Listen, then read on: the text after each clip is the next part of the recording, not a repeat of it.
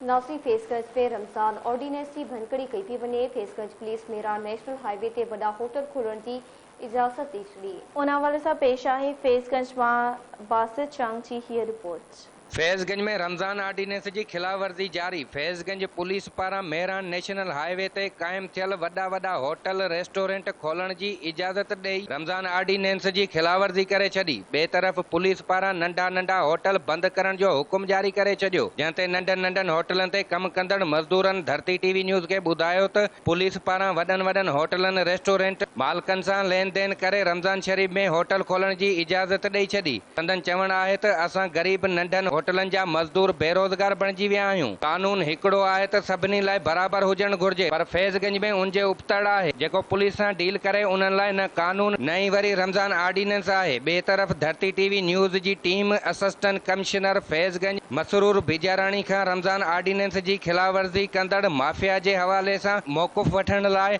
Assistant commissioner office पहुती त उते असिस्टेंट कमिश्नर मौजूद न हो। चुला वग़ैरह तव्हां पाण ॾिसो पिया होटल सॼो बंदि आहे, असां न खोलींदा। जी साईं मर्ज़ी आहे, सभिनि जे बारे नथा चई सघूं, बाक़ी असांजो होटल बंदि हूंदा पियल आहे साईं। होटल तो खुलियल आहे, बिल्कुलु खुलियल आहे, एतिराम बिल्कुलु न आहे। होटल खुलियल आहे त असां बि वेठा आहियूं।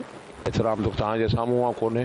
एसी साहब त असांजे फैज़गंज में आहे कोन। परमिशन कहं ॾिनी आहे कहं न ॾिनी आहे, अल्लाह साईं बहितर ॼाणे।